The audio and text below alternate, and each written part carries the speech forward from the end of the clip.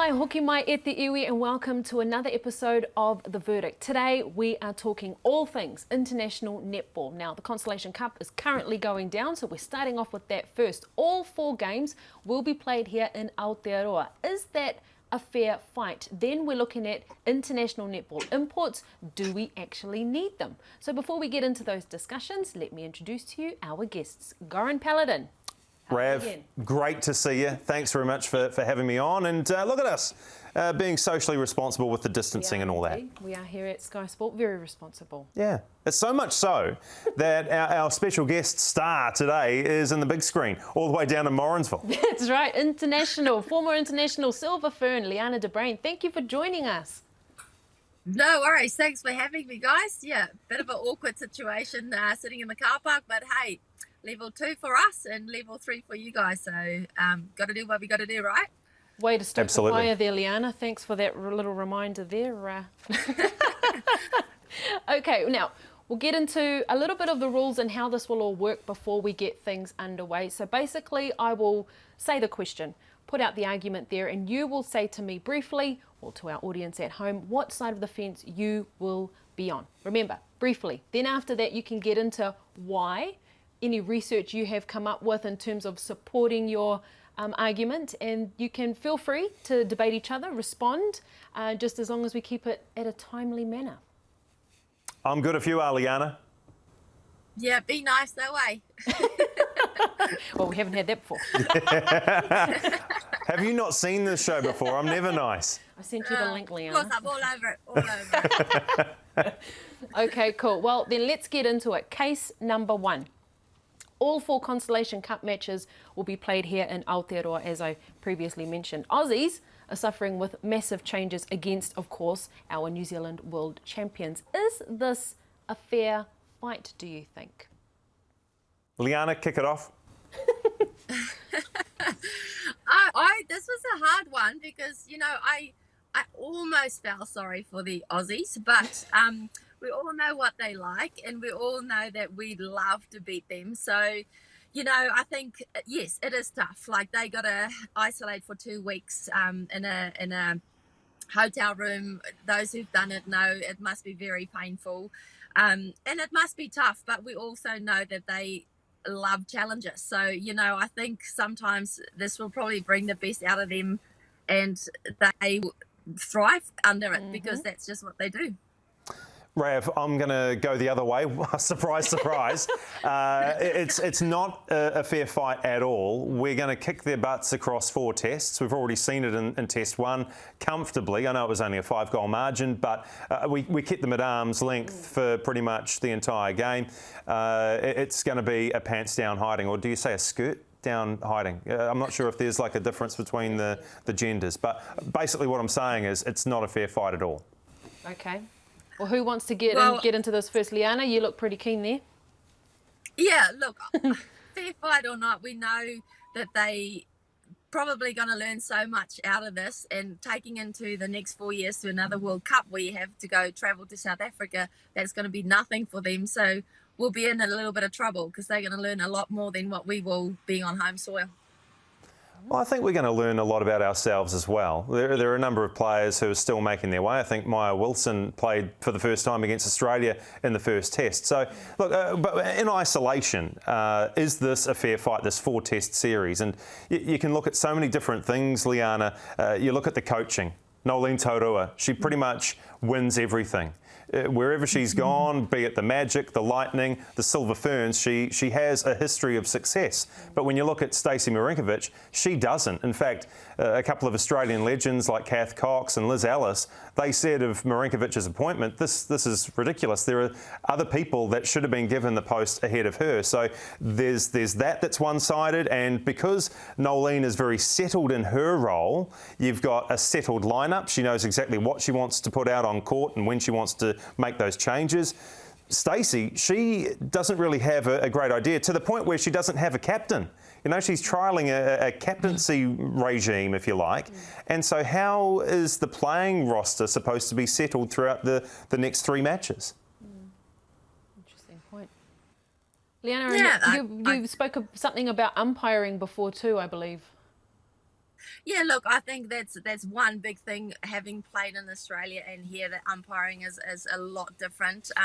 We've got 2 New Zealand umpires too, so on New Zealand soil. But at the end of the day, those are all lessons learned, and you got to adjust as an athlete. This is your job. You get paid for doing this. So no matter where you play, the netball courts are exactly the same. So, you know, nobody's allowed crowds.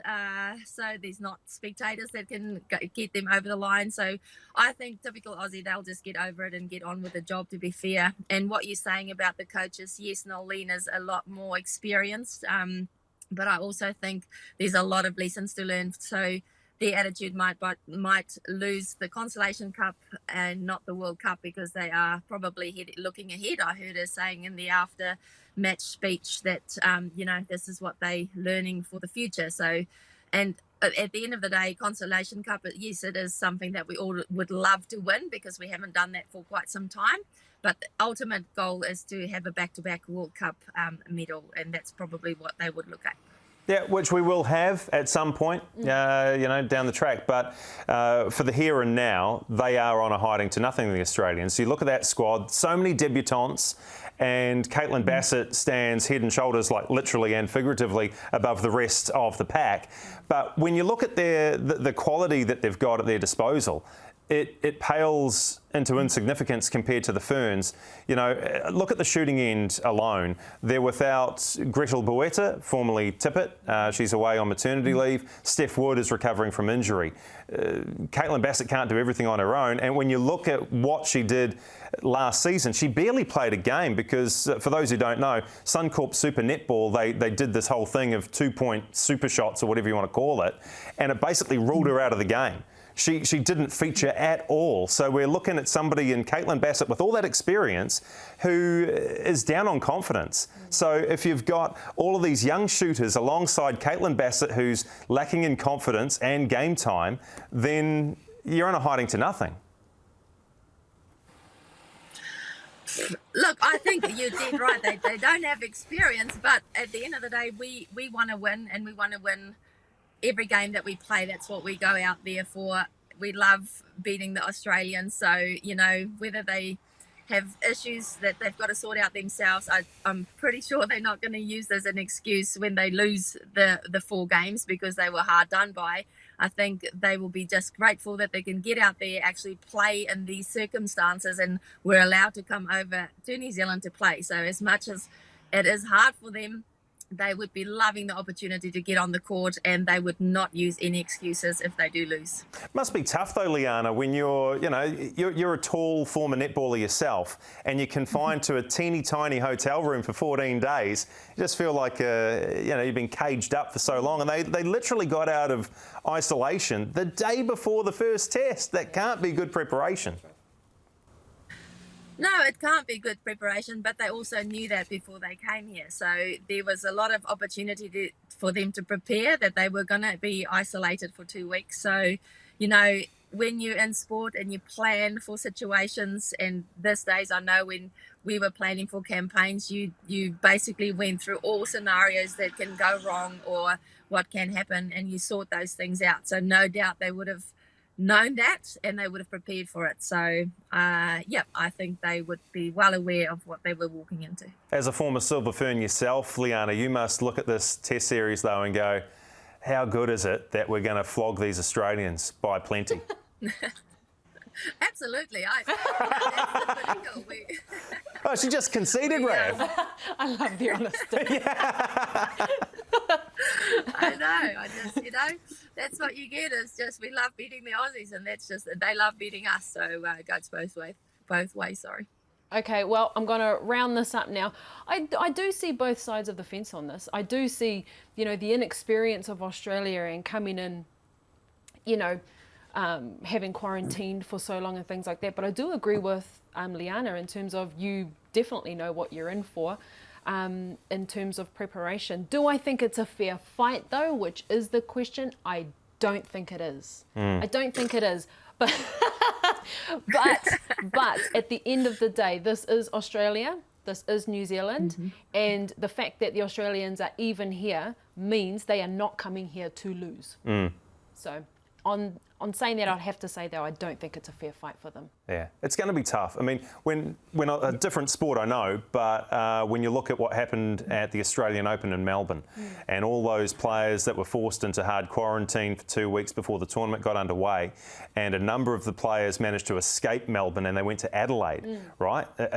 Two of those players, Novak Djokovic, who won the men's, Naomi Osaka, who won the women's. Yeah, that's right. Sure, they are some of the best players on the face of the planet, but their preparation was aided and abetted by being on a different flight. Yeah, that's right. And having the opportunity to get outside and train properly. Yeah. But for the love of the game, right, guys? Oh, we love netball. On that note, let's get into case number 2. With the Constellation Cup in town, there is a certain Australian shooter that will be making her appearance in the black dress for the Magic this coming season. Do you think New Zealand, in fact, need imports, especially in the shooting area, or should we be concentrating on cultivating our own homegrown talent? Goran, you take this one. Okay, all right, I'll go first. I reckon import Caitlin Bassett. I'm glad that she's been signed by the Magic. It's only going to strengthen the competition and also the Magic. And they, let's be honest, after last season, they need some strengthening. True. Leana, your thoughts? Yeah, no, being an import myself, this is a really hard question for me, but I don't agree that we need somebody of her caliber. I think, and I'm saying this with respect, this is, you know, you come here and you want to make the game better. I think with her height, yes, you might make the Magic better, but, you know, I think, yeah, it's going to be a totally different game. We saw Janelle Fowler, you know, it was just a long blob all the time into her from the steal. So I don't think we need that netball. I think we can be a little bit more creative with some moving shooters. And, you know, we've had Irene for a long time. That was this tall figure for us in the back. And Caitlin's definitely not going to play for New Zealand. So, yeah, I don't agree with bringing her over here. She wouldn't make it in the Silver Ferns, would she? You know, with the current shooters that we've got, the likes of Amelia Rann and Maya Wilson and... Probably not. No, she wouldn't make the grade. Yeah. We don't need to worry about that, Leana. But in saying that, I think the fact that her intention to come here isn't to bolster New Zealand netball, like it's to carry on playing, you know, in her own right. Oh, absolutely. I think what you said before, Gordon, is the fact that she didn't suit the Australian style with those 2-pointers. So she has to go somewhere where she can actually still do that. So what she offers is just the one shooters under the post, because that's where she's comfortable. So I don't think she brings, and I'm saying, sorry, Caitlin, if you've listened to this, but she doesn't bring a variety of play in a circle that some of our youngsters can learn from. So, you know, that's just my opinion. Well, see, I would beg to disagree with that, because just imagine, put yourself in the shoes of a young Kaina Williams who had limited game time with the Magic last year, and when she got on the court, she looked a little bit flustered, a little bit out of her depth, probably because she was quite young. You put Caitlin Bassett in that Magic environment, and what is it going to do for her? She's on her way to a Youth World Cup. Who knows? The sky's the limit with Kiana, but I would suggest that she's going to learn so much more from Caitlin Bassett than she would, say, a Kelsey McPhee or an Abigail Latu-Miafo. Is she going to play, though? That's the question. So is she going to learn from the bench actually not playing and not getting that opportunity? Because I've actually trained against that girl, and I think she's got a lot of potential. It's just getting the experience and playing that's going to get her over the line to become one of the best shooters, because she's definitely got what it takes. I've trained against her. She's a strong holder. It's just the confidence that needs to come. And the only way you can get that is by actually playing the game week in, week out.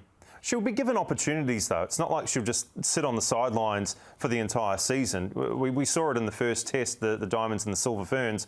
Bassett made way. And in fact, the diamonds went better when she sat down.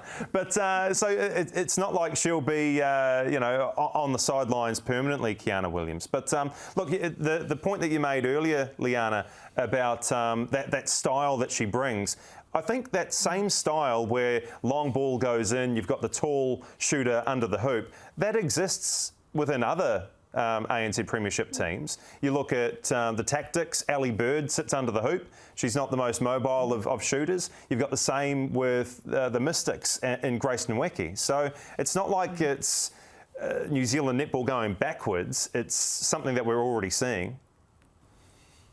Yeah, so we want to be different. If you want to be different and have variety in your game, then that's probably what we need to be doing. And also, it doesn't make for great netball sometimes when the ball just goes into the shooter easy all the time. So that's quite frustrating for spectators as well. So I think it's much more exciting when things are a little bit closer and you don't have the big bomb going in. Yeah, but we've also got the other side of it, Rav. We've got Maya Wilson, who's quite mobile in there, Bailey Mears as well. So it's not like Alia Dunn.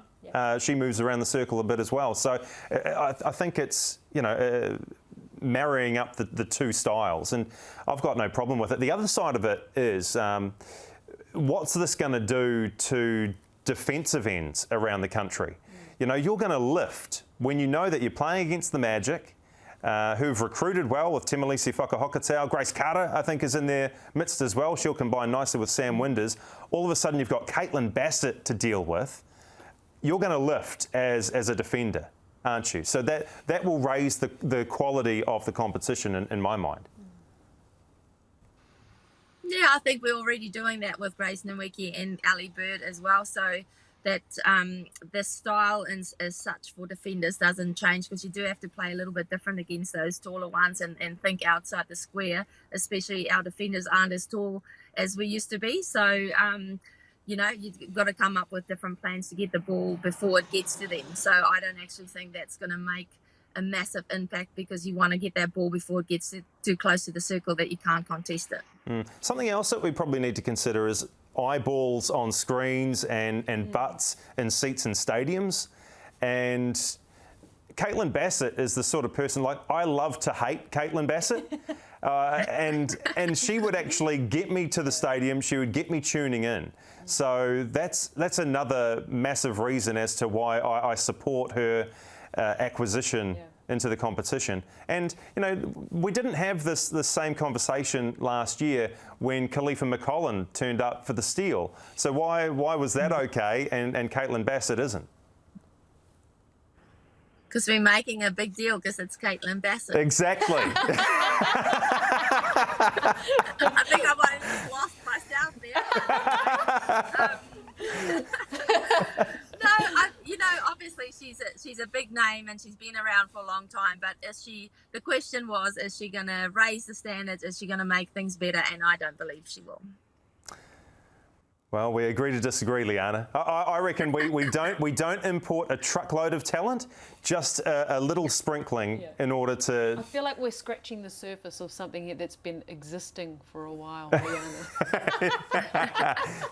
Yeah, it's almost like a case of, okay, lie down on the couch, Leana, and tell us all your problems. You're my biggest problem right now. Or maybe recline the front seat of the car there. You don't have a leather lounge suite in the back. Yeah. Just a bit off topic before we come to this conclusion, though, Leana. You've played against Caitlin, for so many years. Her, green and gold, you in the black dress. I mean, it must be something a little bit different. I mean, you mentioned Khalifa, but it must be a little bit different to have this Aussie Diamond veteran first to come into the ANZ Premiership competition, and what players and other players, of your time would be thinking about it as well.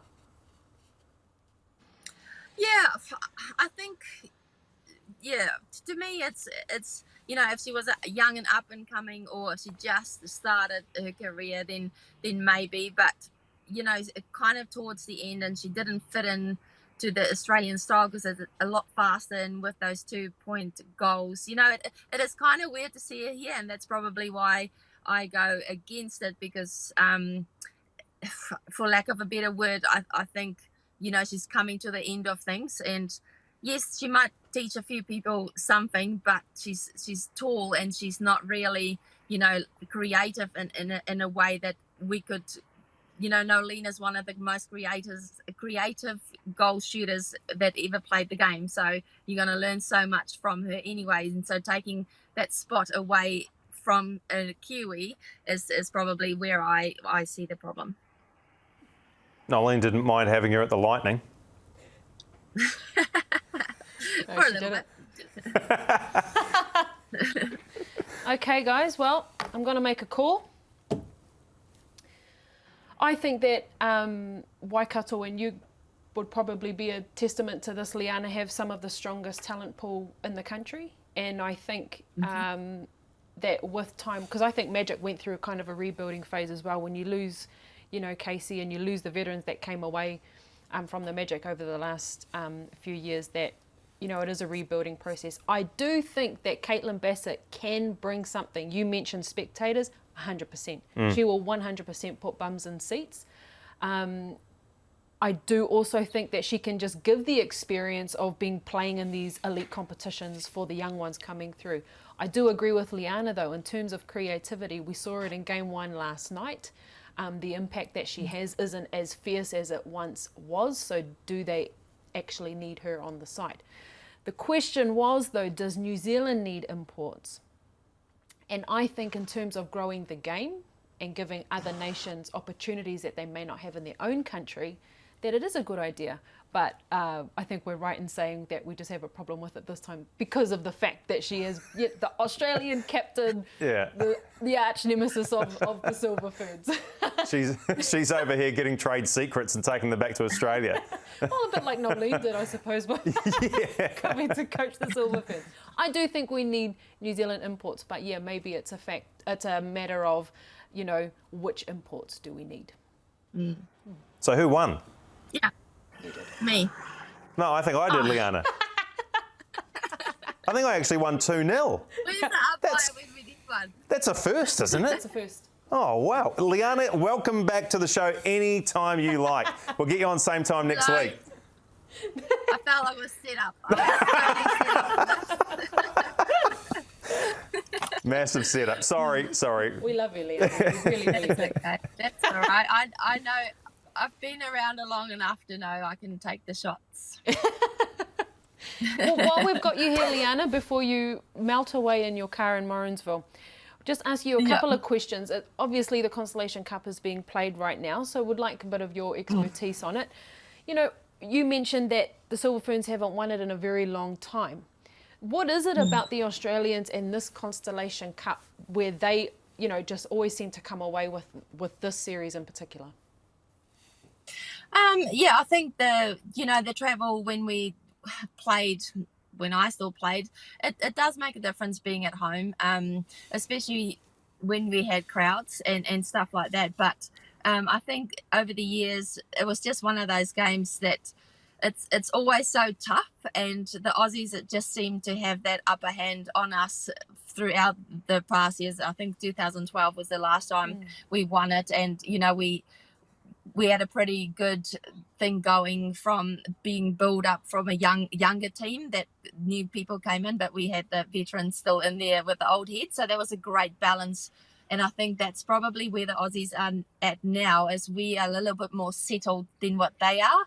And they are going through a bit of a rebuilding phase. So I think it's probably just where you're at for this time of the year. And Constellation Cup is kind of your start of preparation for World Cup as well. So it's just where you're at, and I think over all these years they just had the upper hand with that great mix of experience and youth in their team, which we didn't at the time, but now I feel roles are a little bit reversed.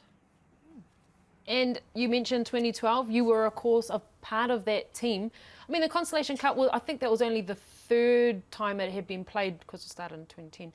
But what was the vibe like when you won the Constellation Cup? It's often compared to the Bledisloe Cup of rugby. Did it feel like, it was this great big win when you guys got over the line? Oh, absolutely. It's always a great win, especially because we didn't get over the line in 2011 with the World Cup. So that was a massive thing for us that we really wanted to take it to them, and yeah, it was awesome feeling. Obviously, winning is always a great feeling, but when it's against the Aussies, it's even better. Well, all the very best, Leana. Yeah, good luck. We'll be watching. Awesome, thank you. And you come back anytime. Yes, anytime, Leana. No thanks. No thanks. Well, again, Leana, thank you so much for joining us today. And of course, Goran and I will be here next week putting everything in sport on trial. Hei ko ngā mai.